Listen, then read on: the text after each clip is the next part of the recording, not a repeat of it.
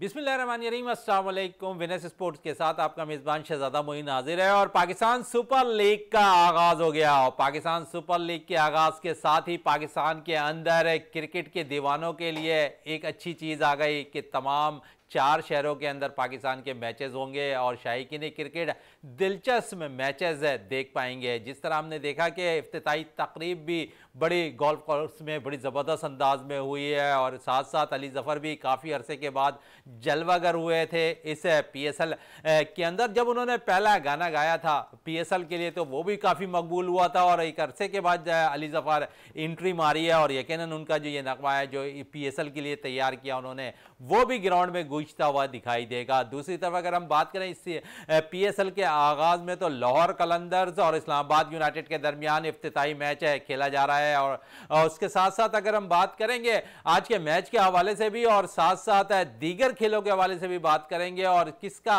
Input है दीगर खेलों का कितने असरअंदाज होता है जब पाकिस्तान के अंदर पाकिस्तान सुपर लीग का आगाज हो जाता है तो क्रिकेट एक तरफ होती है और दीगर खेल किस तरह मायने रखते हैं, इस पर ज़रूर बात करेंगे अपने शो के अंदर। और साथ साथ क्योंकि बहुत से कप्तान भी चेंज हुए हैं इस PSL के अंदर, मुख्तलिफ खिलाड़ी भी मुख्तलिफ फ्रेंचाइज से अलग अलग खेलते हुए भी दिखाई देंगे और किन की कैरियर पर हम भी बात करेंगे कि आया वो सीनियर क्रिकेटर्स के लिए कितना अच्छा साबित होता है ये पाकिस्तान सुपर लीग, क्या उनका ये आखिरी पाकिस्तान सुपर लीग होता हुआ दिखाई दे रहा है, उस पर भी अपने बात करेंगे अपने शो के अंदर। और हमारे साथ मौजूद है साथी स्पोर्ट्स एनालिस्ट और विनर्स टीम का हिस्सा रियाजुद्दीन साहब हमारे साथ मौजूद है, उनके साथ साथ जावेद इकबाल भट्टी साहब हमारे साथ यहाँ मौजूद है, सीनियर स्पोर्ट्स एनालिस्ट है, वो हमारे साथ यहाँ पर मौजूद है। सबसे पहले रियाजुद्दीन साहब की तरफ चलते हैं।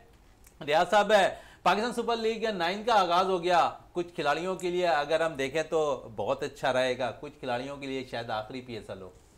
बिस्मिल्लाहिर्रहमानिर्रहीम, बहुत शुक्रिया शहजादा मोइन। देखें, जो भी कोई इवेंट होता है, कोई सीरीज़ होती है, कोई भी मैच होता है तो यकीनन उस वो जो है बहुत कुछ खिलाड़ियों के लिए अच्छा होता है और कुछ खिलाड़ियों के लिए चले खिलाड़ियों में तो जरूर बात करेंगे लिहाज साहब, लेकिन थोड़ी सी पहले क्योंकि जो इफ्तिताई तकरीब हुई है अली ज़फ़र 4 साल के बाद अली ज़फ़र की एंट्री हुई है पाकिस्तान सुपर लीग में एक दफ़ा, फिर उनका जो एक से पहले वाला जो पाकिस्तान सुपर लीग के लिए गाया था बड़ा ज़बरदस्त टाइटल सॉन्ग है और आज भी वो टाइटल सॉन्ग ग्राउंड्स के अंदर बजता हुआ दिखाई देता है। एक दफ़ा फिर एंट्री हुई है अली ज़फ़र की, क्या कहेंगे इस हवाले से? बिल्कुल जनाब, अली ज़फ़र ने इससे पहले जो मतलब एंथम PSL के लिए गाया था वो सीटी बजेगी और मैच सजेगा, तो मैं तो समझता हूँ कि वो जितने भी अभी तक एंथम आए हैं PSL के हवाले से वो सबसे आउटस्टैंडिंग था और उसकी गूंज जो है अभी भी अगर आप देखें तो जो मतलब क्रिकेट से मुतालिक खेलों से मुतालिक जो नौजवान हैं उनके मतलब ये कि हमने ज़बानों पे सुना है तो यकीनन बीच में ज़ाहिर है कुछ ऐसे मसाइल थे, मामला थे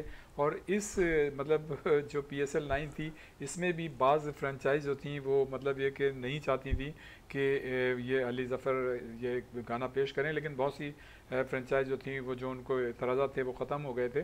तो बिल्कुल मतलब ये कि अली ज़फ़र माशाल्लाह जैसे दूसरे मतलब ये कि गुलकार मतलब अच्छी मतलब ये कि गाते रहे हैं तो अली ज़फ़र का बहरहाल एक अपना अच्छा अंदाज़ है और नौजवान जो हैं उसे पसंद भी करते हैं और पाकिस्तान क्रिकेट बोर्ड ने बिल्कुल सही फ़ैसला किया कि अली ज़फ़र ने मतलब ये PSL का एंथम जो है वो पेश किया है। तो मैं ये समझता हूँ कि ये एक अच्छी बात है और शहज़ादा जब भी इस तरह के जो इवेंट होते हैं चाहे उसका ताल्लुक़ किसी भी खेल से हो, जब जो इवेंट से मुतालिक जो एंथम होता है ना वो उसकी हाइप क्रिएट करने का ज़रिया बनता है। तो मैं ये समझता हूँ कि जो एक अली ज़फ़र ने जो मैंने अभी शुरू में भी कहा कि जो सीटी बजेगी और खेल सजेगा तो वो भी मतलब ज़बरदस्त था और अब जो ये वाला है इसको भी जो हमने सुना तो यकीनन ये भी इसमें भी काफ़ी मतलब अट्रैक्शन पाया जाता है और यकीनन वो नौजवानों को पसंद आएगा। और न सिर्फ PSL जो है जो एक दुनिया भर का बेहतरीन ब्रांड बन चुका है, उसका सॉफ्ट इमेज दुनिया भर में गया है, ना सिर्फ ये कि उस हवाले से ये PSL पॉजिटिव होगी, अच्छी होगी और इसमें आपको बहुत सी चीज़ें अच्छी देखने को मिलेगी, बल्कि जो ये एंथम होता है इसकी वजह से भी हाइप क्रिएट होती है और भी बहुत सारी चीज़ें होती हैं, लेकिन ये भी एक सपोर्टिंग टूल की हैसियत रखता है। तो मैं ये समझता हूँ कि PSL यकीनन अब जो है जिस तरह से 8 PSL हमने यहाँ पे मुनक्किद हुए हैं और इससे कल जो है दुबई में मुनक्किद होता था, उसके बाद फिर यहाँ मुनक्किद हुआ और इसमें दुनिया भर के जो क्रिकेटर्स हैं मुख्तलिफ़ टीमों के वो यहाँ पे आके खेलते रहे हैं और उनकी वजह से जो है हमारा सॉफ्ट इमेज इस PSL का दुनिया भर में गया और फिर आपने देखा कि बाद में दुनिया भर की टीमों ने जो है यहाँ आना गवारा किया, जो वो टीमें नहीं आया करती थी और ये पिली लिया करती थी कि पाकिस्तान में जो है मतलब ये हालात जो हैं सही नहीं है अमन अमान के। लेकिन अब जो है दुनिया इस चीज़ को रियलाइज़ कर रही है पीएसएल होने के बाद, जिस मतलब एक शानदार तरीके से पीएसएल यहाँ पे मुनक़िद हुई। और इसमें यकीनन क्रेडिट आप देंगे पाकिस्तान क्रिकेट बोर्ड को कि देखें इसकी ये वाहिद पीएसएल है शहजादा जिसकी 2 मरतबा लॉन्चिंग सेरेमनी हुई है। एक मरतबा उस वक्त हुई थी जब ज़का अशरफ साहब थे और दूसरी लॉन्चिंग सेरेमनी उस वक्त हुई जब नजम सेठी साहब तशरीफ़ लाए। तो मैं ये समझता हूँ कि इस पीएसएल जब नहीं शुरू हुई थी तो पसे पर्दा भी उस वक्त बहुत से लोगों ने काम किया था। और उसमें मैं एजाज़ भट्ट साहब का भी नाम लूँगा, मरहूम अल्लाह ताला उन्हें गरीक रहमत करे, जो पीएससीबी के साबिक चेयरमैन थे। फिर इसका क्रेडिट आप शहरियार मोहम्मद ख़ान को भी देंगे जिन्होंने पसे पर्दा रह के काम किया। फिर ज़का अशरफ साहब, उसके बाद नजम सेठी साहब। हाँ, नजम सेठी साहब ने जो है पीएसएल को तरक्की देने के लिए स्मार्ट मूव किए और जिसके नतीजे में पीएसएल जो है दुनिया भर में मशहूर हुई। और उसके बाद जो लोग इससे वाबस्ता हुए, यकीनन इसमें रमीज़ राजा का भी किरदार था। और उसके बाद अब ज़ाहिर है दोबारा अब आप पहली मरतबा जो है मोहसिन नकवी साहब तशरीफ़ लाएँ तो यकीनन जिस तरह से वो काम कर रहे हैं तो लगता ये है कि चूँकि उनका ये पहला जब असाइनमेंट अभी उन्हें मतलब मिला है, ये पीसीबी के चेयरमैन बने हैं, तो पीसीबी के चेयरमैन बनने के बाद ये पहला मतलब एक बड़ा इवेंट है पीएसएल जो वो होगा।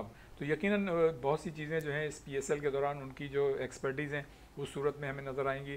फिर उनकी जो अब सबसे बड़ी जिम्मेदारी बनेगी वो ये बनेगी जो 2025 में एक तो चैम्पियंस ट्रॉफी यहाँ होनी है, उसके हवाले से फिर जो अभी इस पीएसएल के बाद जो जून में वर्ल्ड कप होगा अमेरिका और वेस्ट इंडीज़ में जो मुश्तरका तौर पे हो रहा है, तो उसमें देखना होगा कि हमारी टीम जो है वो किस तरह से बनती है और वो किस तरह से परफॉर्म वहाँ पेश करती है। देखें मतलब टीम की जो सिलेक्शन है वो अपनी जगह है, टीम का सपोर्टिंग स्टाफ अपनी जगह है, लेकिन एक जो चेयरमैन होता है उसकी जो है एक्सपर्टीज़ जो है वो रिफ्लेक्ट कर रही होती हैं नीचे जितने भी काम हो रहे होते हैं। तो मैं ये समझता हूँ कि जिस तरह से उन्होंने वज़ीर आला हैसियत निगरान वज़ीर आला की हैसियत से पंजाब में उन्होंने काम किया और जिस तरह से हम उनको बड़ा एक्टिव देखा करते थे, तो अब हमें मतलब ये कि इस बात की उम्मीद करनी चाहिए कि उनका चूँकि ये पहला ज़ाहिर है इवेंट होगा उनके आने के बाद, तो यकीनन ये बहुत अच्छा और उन पर बड़ी जिम्मेदारी आयद होती है। बहुत सारे यकीनन उनको चैलेंजेस भी होंगे और बहुत सी ऐसी चीज़ें होती हैं जो चेयरमैन होता है उसकी नज़र से ओझल होती हैं, उसे पता ही नहीं होती कि नीचे जो है मतलब जो उनका अपना स्टाफ है वो किस चीज़ों के लिए मतलब एक पॉजिटिव अंदाज़ इख्तियार कर रहा है और किस चीज़ के लिए निगेटिव। बहुत सी चीज़ें जो है उन्हें पता नहीं होती, जो निगेटिव हो चुकी होती हैं बाद में उन्हें पता चलता है। तो मैं ये समझता हूँ कि यकीनन उनको नज़र रखनी होगी और मैं इस बात को देख रहा हूँ कि उनकी बड़ी फोर्सी है, बड़ी गहरी नज़र है। जिस तरह से उन्होंने आते ही साथ 1-2 बड़े मतलब फ़ैसले किए हैं कि सबसे पहले तो उन्होंने ये किया है कि जो वहाँ पे अंदर म्यूज़ियम था वो कह रहे हैं कि ये स्टेडियम के बाहर होगा। उनका मतलब बिल्कुल सही है कि ये म्यूज़ियम जो है इस पे लोग विज़िट करें, वो भी तो देखें कि हमारे मतलब क्रिकेट म्यूज़ियम में क्या क्या चीज़ें हैं। तो ये एक उनका बड़ा अच्छा फ़ैसला है। फिर उनके अब देखना ये होगा कि जो खिलाड़ियों के हवाले से या बोर्ड में जो नए लोग आएंगे उनके हवाले से जो फैसले होते हैं ना, उसकी जो आफ्टर शॉक्स या आफ्टर मतलब इफेक्ट होते हैं वो बाद में पता चलते हैं कि ये पॉजिटिव था या नेगेटिव था। लेकिन उन्होंने जो मतलब ये 1-2-4 बातें की हैं जो ट्रॉफ़ी की जो सेरेमनी हुई थी उस दौरान, तो उससे ये लगता है कि वो बड़ी चेंजेस करना चाहते हैं और ख़ास तौर से हफीज़ के मामले में मैं समझता हूँ कि जो के तो मामला क्लियर हो गए ना रियाजुद्दीन साहब, हफीज़ के मुतालिक जो उन्होंने मतलब फ़ैसला ले लिया तो उससे ही जाहिर होता है कि अब वो बोर्ड में और भी चेंजेस करेंगे। और जो चलिए बोर्ड में तो चेंजेस होंगे, लेकिन इधर थोड़ी सी चेंजिंग की बात कर लें। पेशावर ज़ल्मी के जो डायरेक्टर हैं मोहम्मद अकरम जो बॉलर हैं, उन्होंने बाकायदा तौर पर एक अच्छा साइन करार दिया है कि पेशावर ज़ल्मी के मैचेस पेशावर में ज़्यादा होते हुए दिखाई दे रहे हैं। जावेद साहब क्या कहेंगे, पेशावर के फैंस अपने पेशावर ज़ल्मी को पेशावर में मैच खेलता देखेंगे? डायरेक्टर है पेशावर ज़ल्मी मोहम्मद अकरम भी कह रहे हैं कि खुशी का इज़हार भी कर रहे हैं, बाबर और हारिस की आवाज़ से भी कह रहे हैं कि बड़ा ज़बरदस्त है, वो परफॉर्म भी कर सकते हैं। एक दफ़ा हारिस, क्योंकि इस दफ़ा जो टूर्स हुआ था हारिस को मौका फराम नहीं किया गया था, उन्हें रेस्ट दिया गया था, ये कह कर के इन्हें थोड़ा आराम दिया जा रहा है पाकिस्तान क्रिकेट बोर्ड की जानिब से। एक दफ़ा फिर दोनों हारिस मोहम्मद हारिस और बाबर आजम एक साथ खेल रहे होंगे, क्या कहेंगे दोनों के हवाले से? और पेशावर में मैचेस ज़्यादा हो रहे हैं पेशावर ज़ल्मी के, तो इस पर क्या कहेंगे? बहुत शुक्रिया मोइन भाई, आपने बात करने का मौका दिया।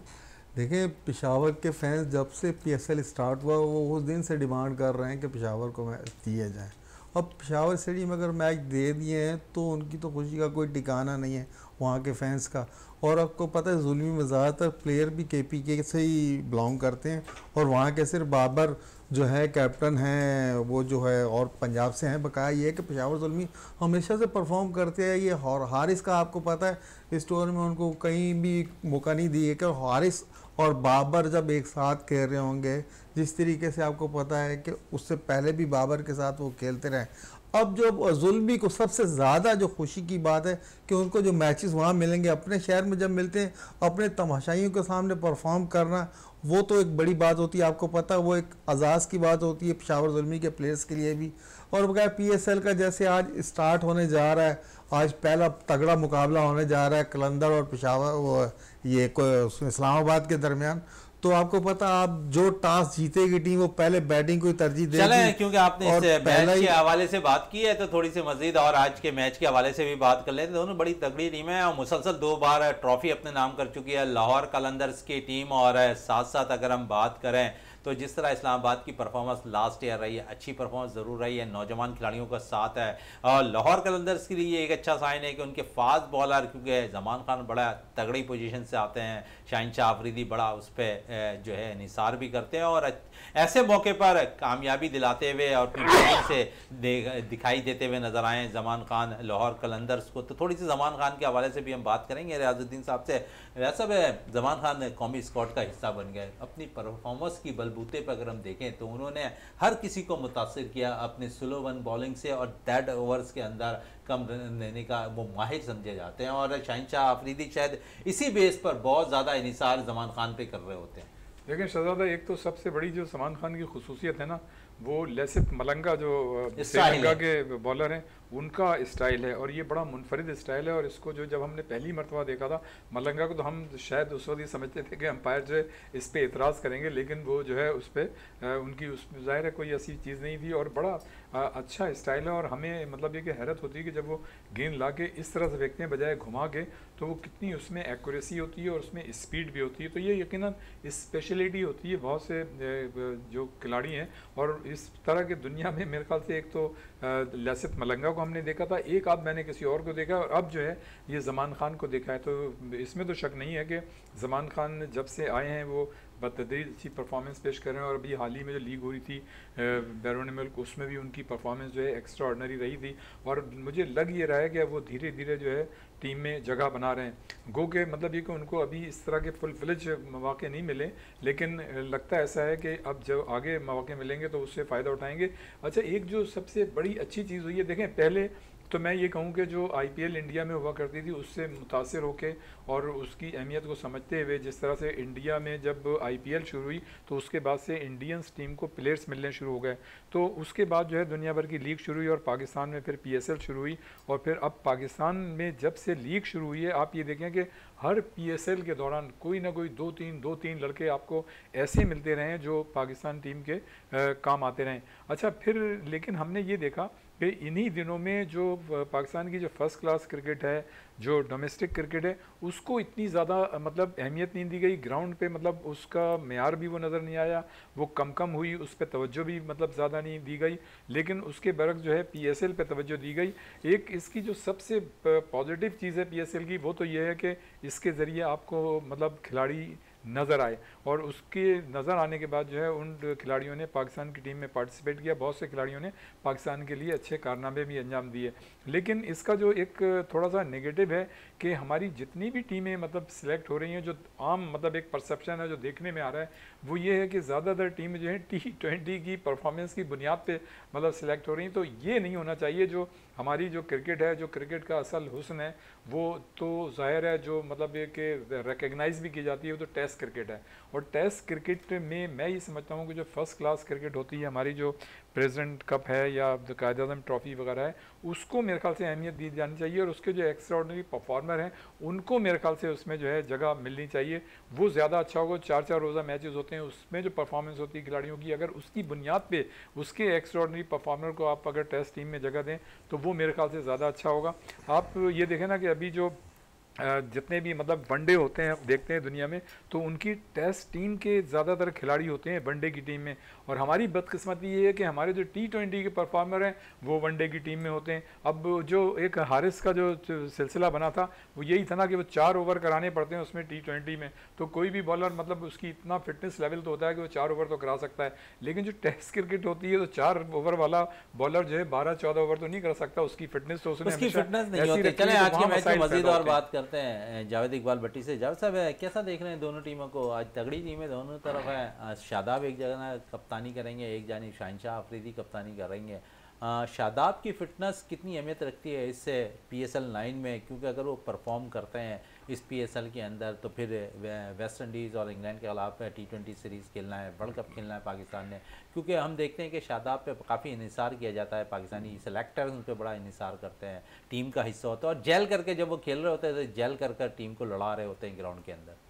जी मोइन भाई, जिस तरीके देखें आपने शादाब की बात की, शादाब थ्रू आउट बहुत अरसा हो गया तकरीबन शादाब परफॉर्म नहीं कर पा रहा और उसके साथ फिटनेस के मसाइल भी रहे और कभी फिटनेस के मसाइल हैं और अगर वो फिटनेस से अगर वो जान भी छुड़ा लेते हैं कोई इंजरी वगैरह से, लेकिन वो परफॉर्म नहीं कर पा रहे जो कि उनके नाम के साथ जुड़ी होती थी परफॉर्मेंस। देखिए सिर्फ कप्तान बना देने से इस्लामाबाद यूनाइटेड का वो अपनी परफॉर्मेंस से ये नहीं है कि वो टीम में ही आ जाए, क्योंकि अब उसकी उस लेवल की क्रिकेट नहीं है। आज जो मैच होने जा रहा है लाहौर कलंदर के साथ, बहैसियत कप्तान वो और शाहीन इन दोनों का मुकाबला देखें। जो टॉस जीत गई टीम वो बैटिंग को तरजीह देगी या बॉलिंग को तरजीह देगी, यहाँ से पता चलेगा कैप्टनसी किस रुख पर जा रही। लेकिन हमें जो नज़र आ रहा है जो चेस पे जाएगी टीम वही कामयाब होगी आज के मैच में। और ये अभी शादाब की मुझे लग नहीं रहा है कि कोई ऐसी खास परफॉर्मेंस हो, लेकिन ये कि वो मेहनत कर रहा है लड़का। और आपको पता अब जॉग जो नीचे स्पिनर आ रहे हैं, अंडर 19 से आ रहे हैं, डोमेस्टिक से आ रहे हैं, वो भी इनकी भी निगाहें इस जॉब पर हैं जो शादाब के पास है। शादाब में अब वो चीज़ें नहीं रही हैं, लेकिन एज ए कप्तान अगर वो इस्लामाबाद यूनाइटेड को ऊपर फाइनल तक ले जाते हैं और अपनी परफॉर्मेंस के साथ अगर लेके जाते हैं तो आगे पता है वर्ल्ड कप है। हर प्लेयर इस PSL में हर प्लेयर ने जो है वर्ल्ड कप को सामने रखते हुए परफॉर्म करना है। और आपने जिस तरीके से कहा था कि कई प्लेयर्स ऐसे होंगे जिनका ये आखिरी PSL भी हो सकता है, उसके बाद हो सकता है कि उनका अगले PSL में जो है PSL 10 जब होने जाएगा तो प्लेयर आपको नजर ना आए, वो सिर्फ ये खबरों में ही रह जाएंगे। तो ये सारी चीजें देखें, अब ये PSL से जब से आप आइए PSL देखें, आज तक कोई मुस्तनद ये T20 से आपको बैट्समैन नहीं मिला। बैट्समैन देखें PSL में परफॉर्म करते हैं, लेकिन ये जैसे वो इंटरनेशनल क्रिकेट में जाते हैं उनका डेब्यू होता है उसके बाद उनसे वो परफॉर्मेंस नहीं होते। PSL ने मैं ये समझता हूँ कि अब तक सिर्फ जो है ना हमें बॉलर्स ही ज़्यादा दिए हैं, वो शहनशाह अफरीदी की शक्ल में हो या क्या हमारा नया लड़का आया था उसका नाम नहीं आ रहा ज़हन में, ये एहसानुल्लाह देखिए एहसानुल्लाह आया, आपने उसको बिल्कुल निचोड़ के रख दिया। आज तक एहसानुल्लाह जो है ना रिहेबिलिट के अमल से गुजर रहे हैं। तो ये सारी चीजें, लेकिन अब देखिए फास्ट बॉलर आगे शाह बरादरन जो आए ना, बात करें रियाज साहब, एहसानुल्लाह PSL 9 में गो के थोड़ा सा फिटनेस मसाइल से काबू पा लिया था, लेकिन आखिरी नमात में फिर हमने देखा था कि वो फिटनेस के बाइस से PSL 9 से बाहर हो गए। एक अच्छा बॉलर हमें दस्तयाब हो गया था, आप समझते हैं? शहजादा ये मतलब जहाँ खुशकिस्मती है कि पाकिस्तान जो है एक सरखेज़ ज़मीन है फास्ट बॉलर्स के लिए, हमारे पास एक से एक नामी ग्रामी मतलब बॉलर्स आए। नाम नहीं लेना चाहिए, अगर आप पाकिस्तान की हिस्ट्री उठा के देखें तो क्या में पाकिस्तान के बाद से लेके अब बेशुमार मतलब ये कि कदावर जो फास्ट बॉलर हैं आए, उन्होंने दुनिया भर में मतलब अपनी धाक बैठाई है। इवन आप ये देखें कि ऑस्ट्रेलिया, न्यूजीलैंड और इंग्लैंड की विकेटों पे उन्होंने एक्स्ट्राऑर्डिनरी परफॉर्मेंस आज से कई सालों कबल दी और आज के भी हमारे बॉलर जो हैं वो पेश करते रहे। वसीम अकरम को देखें, वकार यूनुस को देखें, उसके बाद शोएब अख्तर को देखें, और अब जो हमारी जोड़ी है रियाज भाई, ये कतई कलामी की माफ़ी चाहता हूँ, ये देखिए ये तो PSL जब स्टार्ट होने से पहले से हमारे हीरोज़ थे, लेजेंड थे, ये तो बॉलिंग करते हैं। लेकिन मेरा सवाल ये है कि अब जो PSL जो जब से स्टार्ट हुआ है, हमें कोई मैच्योर बैट्समैन PSL ने नहीं दिया सिवाय बॉलर्स के। देखिए जब नसीम शाह है, हसनैन हो गया, ये एहसानुल्लाह हो गया, जमान खान हो गया, आरिश रऊफ हो गया, शहनशाह अफरीदी हो गया, बॉलर्स तो ज़रूर दिए PSL ने, लेकिन आपको बैट्समैन नहीं दिए। नहीं देखें, हमें आपकी बात किसी हद तक सही है, हमें बैट्समैन भी मिले, लेकिन मसला ये है कि मैं अभी वही बात कहने जा रहा था कि हमें ऑन एंड ऑफ प्लेयर्स तो मिलते रहें, चाहे वो आपकी मतलब फर्स्ट क्लास क्रिकेट के थ्रू मिलते रहें, डोमेस्टिक क्रिकेट के थ्रू, या फिर आपकी PSL के थ्रू मिलते तो रहें, लेकिन जब वो ये फर्स्ट क्लास क्रिकेट के बाद और फिर PSL के बाद जब वो ऊपर लेवल पे आते हैं तो वो परफॉर्मेंस नहीं दे पा रहे हैं जिस तरह से उनको देनी चाहिए। अब इसमें मतलब मसला कहाँ आ रहा है, मैं तो ये समझता हूँ कि जो ट्रेनर्स होते हैं उनके साथ ये जो कोचेज़ होते हैं वो उस तरह से मेरे ख्याल से उनको लेके नहीं चल पा रहे हैं, और फिर इसमें जो है जहाँ कोचेस का जो सपोर्टिंग स्टाफ है उसकी मतलब ये कि मतलब काम का है कि वो किस तरह से उन पर बेहतर काम कर सकते हैं, वहाँ खिलाड़ियों की अपनी इंडिविजुअल रिस्पॉन्सिबिलिटी भी है। जैसे शहजादा ने कहा एहसानुल्लाह की बात की, इसी तरह के और भी खिलाड़ी। अब देखें ना, एहसानुल्लाह इतना अच्छा बॉलर आया था, आज तक जो है वो फिट नहीं हो सका, हमें उसका नाम भूलता जा रहा है भाई, तो उसके ऊपर कौन तवज्जो दे रहा है, बोर्ड कर क्या रहा है? बैट्समैन की आप बात कर रहे थे, बड़ी जबरदस्त बैटिंग का मुजाहरा किया है आजम खान ने, मोहम्मद हारिस ने, हसीबुल्लाह ने। आप क्या समझते हैं, इन्हें मौका फराहम नहीं किया? पाकिस्तान क्रिकेट बोर्ड ने उन्हें मौका फराहम किया, परफॉर्मेंस दी उन्होंने। आप अगर किस नंबर पे चाह रहे हैं, कौन सा बैटर ऊपर आकर खेले? आपके पास 6 बैटर्स निकल कर आते हैं, 6 T20 प्लेयर्स बेस्ट निकल कर आते हैं, आप उनको मौका फराहम करते हैं। आप किस बैटर्स की बात कर रहे हैं? आपने निचले नंबरों पे तो आपने जिन बैटर को इस्तेमाल करना है वो मोहम्मद नवाज आपके पास तो मौजूद है।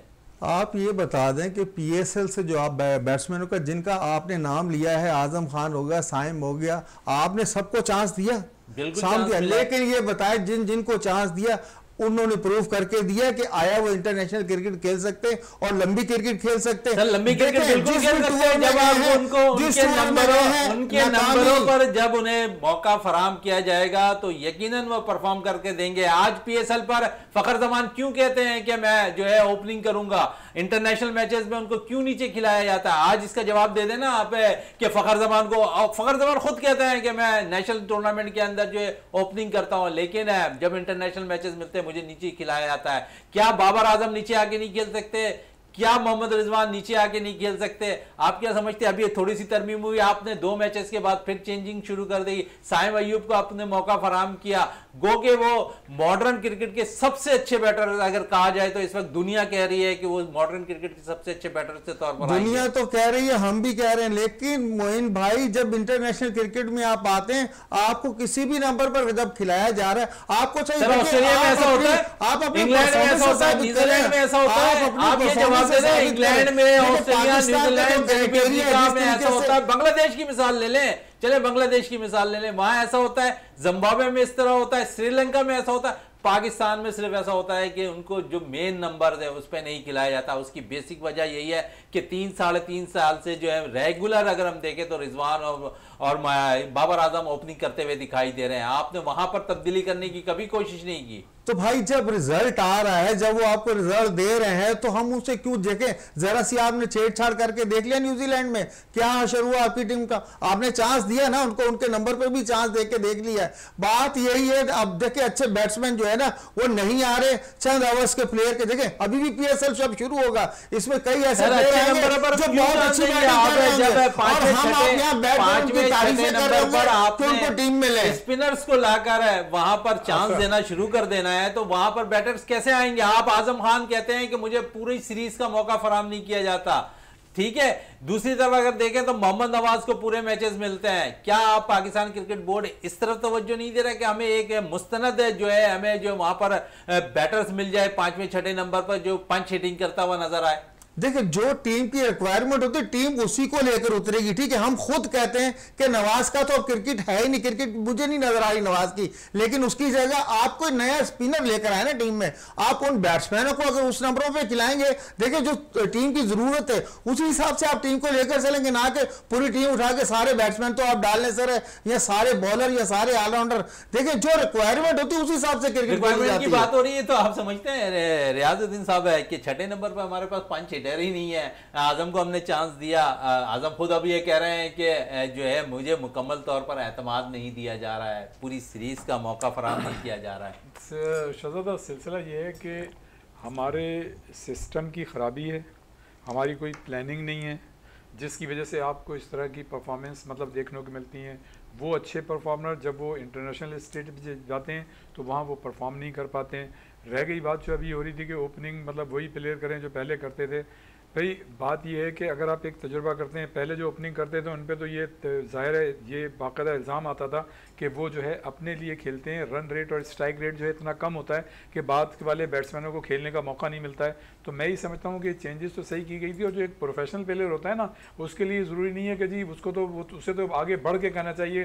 जिस तरह से ऑलराउंडर होते हैं कि बॉलिंग भी कर रहे हैं, बैटिंग भी कर रहे हैं, फील्डिंग भी कर रहे हैं, विकेट कीपिंग भी कर रहे हैं, जितनी आप में एक्सपर्टीज होंगी वो आज के स्मार्ट क्रिकेट में, आज की क्रिकेट में वो खिलाड़ी एडजस्ट कर सकता है। तो आपको तो ये कहना चाहिए, आपको तो लकीर का फकीर या एक दायरे के अंदर बंद नहीं होना चाहिए। तो आप तो कह के जी मैं ओपनिंग भी कर सकता हूँ, वन डाउन भी जा सकता हूँ, चौथे नंबर भी जा सकता हूँ, वो खिलाड़ी की क्रेडिबिलिटी होती है जो प्रोफेशनल अप्रोच नए करते हैं। तमाम लड़कों में सिर्फ एक वाहिद है हसीबुल्ला ऐसे बैटर से जिन्होंने ये बयान दिया कि मुझे किसी भी नंबर पर खिलाया जाए मैं खेलने को तैयार हूं। देखें शहजादा, यही तो बात है, यही तो खूबी आजकल की मॉडर्न क्रिकेट क्या है, यही है कि आप जितनी ज्यादा मतलब एक पोजीशन को आप कवर करें उतनी आपकी उसमें क्रेडिबिलिटी में इजाफा होता है। एक खिलाड़ी का नहीं जी मैं तो ओपनिंग करूंगा, ओपनिंग के अलावा नहीं करूंगा, तो वो प्रोफेशनल प्लेयर थोड़ी है। प्रोफेशनल प्लेयर तो ये होता है कि तमाम कंडीशंस में खेले, हर हालात में खेले, और आगे बढ़ के कहेगा जी आप मुझे नंबर 1 भेज दें, नंबर 4 भेज दें। उससे पता चलता है कि इस खिलाड़ी का विजन कितना अच्छा है, इसमें कितना ज्यादा एतमाद है, और यही आजकल की जरूरत है। मैं बात कर रहा था कि हमारा प्लानिंग और सिस्टम की खराबी की वजह से हमारे वो लड़के जो डोमेस्टिक क्रिकेट में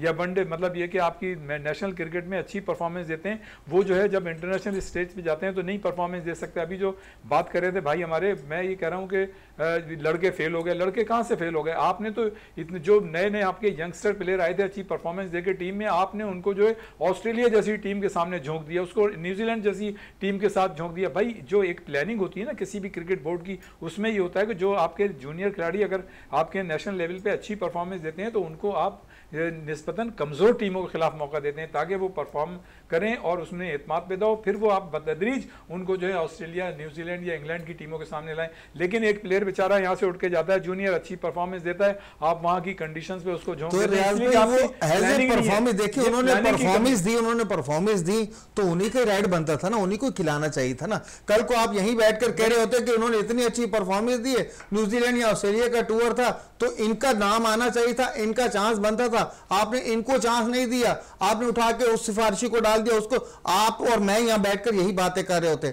देखिए जो डोमेस्टिक में डिजर्व करता था वो टीम में आया, उसको मौका मिला, अब वो नहीं अवेल कर पाए, बाहर जाकर नहीं खेल सके तो ये उनका कसूर, ये कोई एक्सक्यूज नहीं है कि जी मैं ओपनर खेलता हूं तो मुझे ओपनर ही भेजा जाए। देखिए प्लेयर वही है, देखिए कौमी टीम को जिस चीज की जरूरत है उस टाइम पे जाकर अगर वो रन करता है, उस नंबर जिस नंबर पे भी भेजे उसी नंबर पर अगर आप रन करते हैं। एक बात मैं कहूंगा, देखें हमें जो है सारी चीजों को रियलाइज करना चाहिए और एक बड़े कैनवस में इसको देखना चाहिए।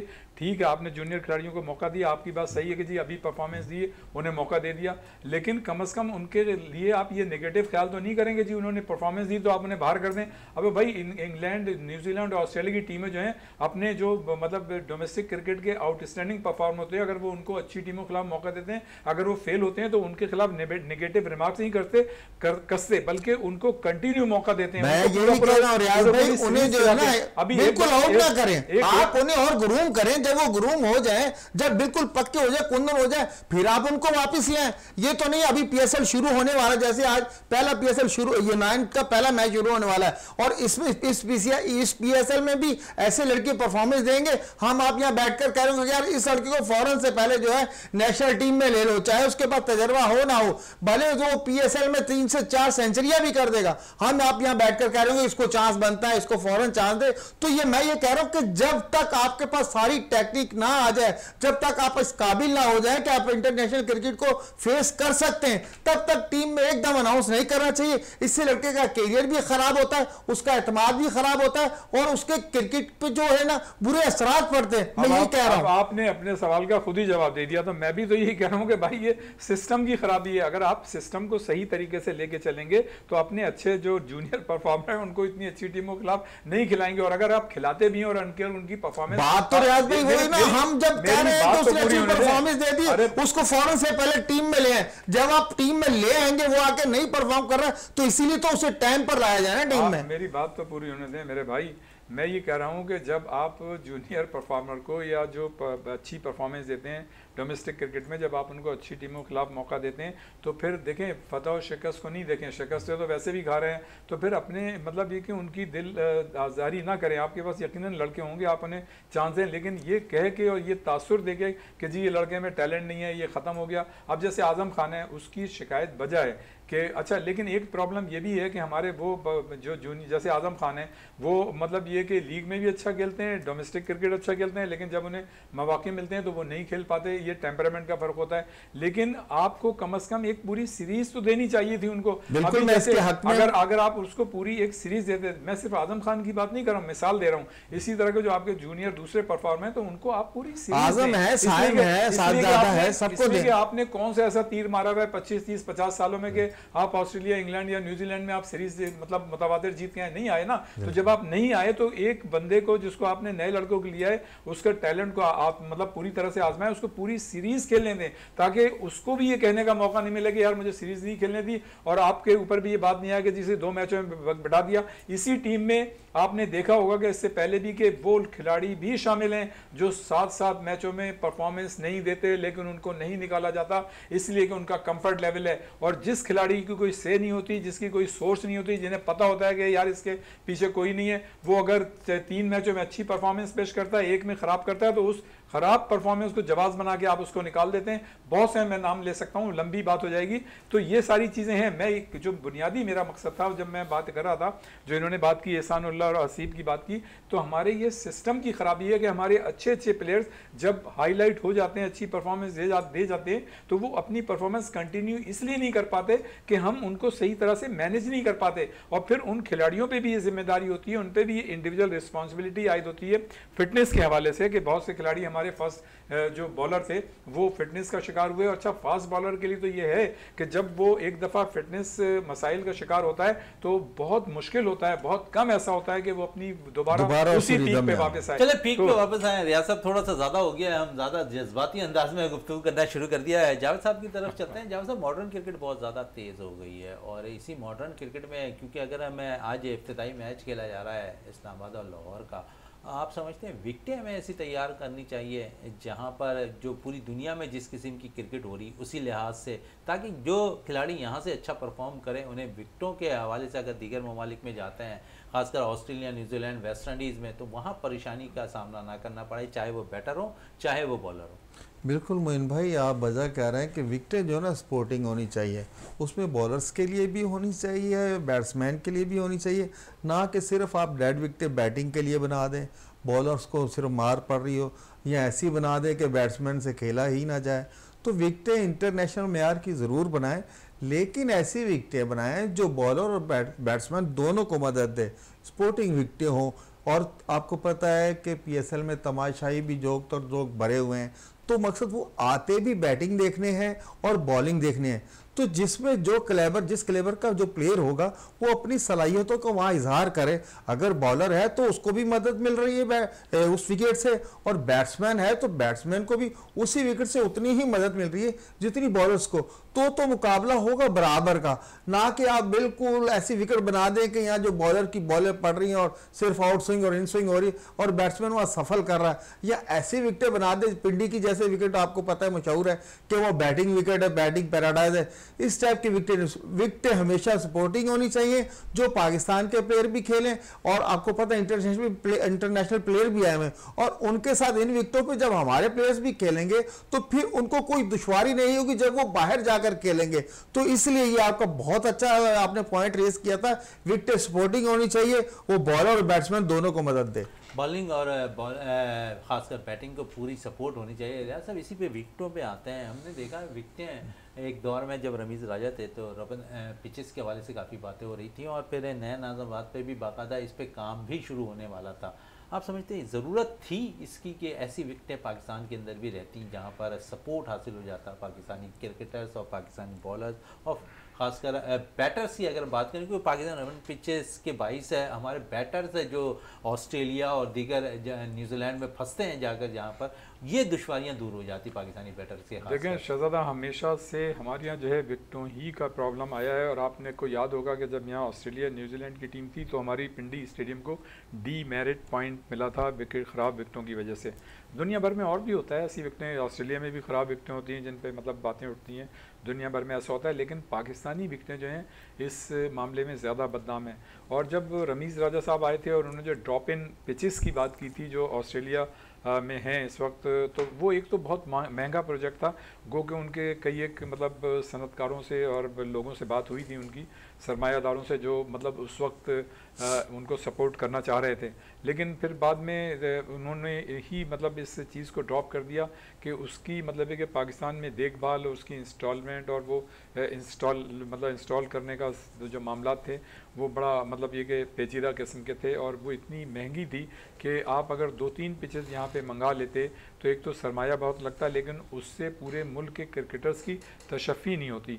होना तो ये चाहिए कि विकटें ऐसी होनी चाहिए कि आपके जो शहर हैं और जो दूर दराज इलाके हैं, गांव, वहाँ पे मतलब ऐसी विकटें करीब अजवार में फराहम की जाएँ जिससे सारे नौजवान खिलाड़ी जो है फ़ायदा उठा सकें। तो वो जो है मतलब मसाइल थे तो वो हो नहीं सके। लेकिन इसके बावजूद भी मैं ये समझता हूँ कि इस तरह की विकटें कमोबेश उसके करीब करीब मेयार की विकटें बन सकती हैं जो इस वक्त इंग्लैंड, ऑस्ट्रेलिया, न्यूजीलैंड या जनूबी अफ्रीका में होती हैं। मैं ये समझता हूँ कि हमें सबसे ज़्यादा विकटों पे काम करने की ज़रूरत है। हमारी टीम जो आके फंसती है ना, और मतलब इतनी अच्छी हमारी टीम की परफॉर्मेंस है, इंडिविजुअल कैपेसिटी में हमारे खिलाड़ी हर टीम के ख़िलाफ़ परफॉर्मेंस भी ऑन एंड ऑफ देते हैं, लेकिन मजमूई तौर पर हमारी टीम जो है कामयाब नहीं हो पाती। और बाज़ औक़ात तो ऐसा होता है कि हम जीते हुए मैचेस जो है वो हार जाते हैं। तो एक तो ये मेंटल मतलब स्टेबिलिटी और मेंटल टफनेस का मसला है, दूसरी जो है विकटों का मसला है। हमने इस तरफ अभी तक ध्यान ही नहीं दिया, ध्यान दिया है तो उसमें संजीदगी नहीं पाई जाती। एक मतलब कैजुअल वे में बात करते हैं, सब करते हैं। अब आप देखें ना कि मतलब ये कि डीमेरिट पॉइंट मिलते रहे लेकिन विकटों पे अब हम और माशाल्लाह जितना आपका तजर्बा है और आपको पता है कि पाकिस्तान में बहुत अच्छे क्रिकेटर मौजूद हैं, लेकिन बात वही आप वाली, अगर आप उनसे काम लेंगे, अगर कहेंगे तो आपको ऐसी विकेटें तैयार कर दे सकते हैं। हमें बाहर से क्रिकेटर बुलाने की जरूरत भी नहीं पड़ेगी। नहीं, बाहर से अगर क्रिकेटर चलें, बुला भी लेते हैं, आपके पास मतलब इस तरह की मिट्टी भी है, आपके पास इस तरह की घास भी है, आपके पास जो क्रिकेटर भी हैं, आपके पास तजुर्बा भी है, आपके पास एक्सपर्टीज़ भी हैं, आप कर सकते हैं। लेकिन आपकी वाली बात कि प्लान तो हम करते हैं लेकिन उसको हम एग्जीक्यूट नहीं कर पाते। इसमें जो है विल की बात होती है और कंसंट्रेशन की बात होती है। जब तक आप पूरी यकसुई के साथ मतलब उस पर अमल ना करें। अब आप देखें ना, हम मतलब रमीज़ राजा ने बास प्लान बनाए, जूनियर खिलाड़ियों को लेके आगे आना चाहते थे, नहीं आ सके। लेकिन आप ये देखें उन्हीं जूनियर खिलाड़ियों ने बाद में एक्स्ट्राऑर्डिनरी परफॉर्मेंस दी और उन पर ये बातें की गई कि जी उन्होंने बड़ा पैसा खर्च कर दिया। ठीक है, हो सकता है कि एक्सपेक्टेशन से मतलब लोगों की ज़्यादा पैसा खर्च हो गया, नहीं होना चाहिए था, लेकिन वो प्रोग्राम अच्छा था जिसकी वजह से आपको क्रिकेटर मिले। तो मसला ये है कि जब कोई नया चेयरमैन आता है वो अपनी पॉलिसी लेके शुरू कर देता है। भाई यूनियनमसली एक आप पॉलिसी बना दें और ये कैटेगोरिकली उस पर मतलब एक लकीर खींच दें कि जो भी चेयरमैन आएगा, जो आपकी प्लानिंग है और जो पॉलिसी है वो उसी तरह से चलती रहेगी, उसमें कोई फ़र्क नहीं आएगा। बाकी अब छोटी मोटी चीज़ें जो हैं अपने हिसाब से हर चेयरमैन करता है, उसमें कोई ऐसा मुजायका नहीं है। मैं ये समझता हूँ कि जब तक हमारी सोच जो है इस तरफ उसका मतलब डायरेक्शन नहीं होगा, हमें मतलब ये मसाइल रहेंगे। और इसके लिए जो है बड़ा विजन की जरूरत है और इंटरनेशनली विजन की जरूरत है। और मैं तवक्को करता हूँ कि मोहसिन नकवी साहब जो है शायद इस म्यार पे पूरा उतरेंगे। जरूरत है और शायद इस बेस पे हम फिर अच्छा काम भी करते हुए दिखाई देते हुए नजर आएंगे। जावेद इकबाल भट्टी साहब आपका बहुत शुक्रिया, रियाजुद्दीन साहब आपका बहुत शुक्रिया। प्रोग्राम का अख्ताम करते हैं इस दुआ के साथ कि पाकिस्तान में खेल और खिलाड़ी तरक्की करते रहें और पाकिस्तान का सब जलाली परचम दुनिया भर में रोशन रहे। इसी के साथ अपने मेज़बान शहजादा मोइन को इजाज़त दें। पाकिस्तान जिंदाबाद।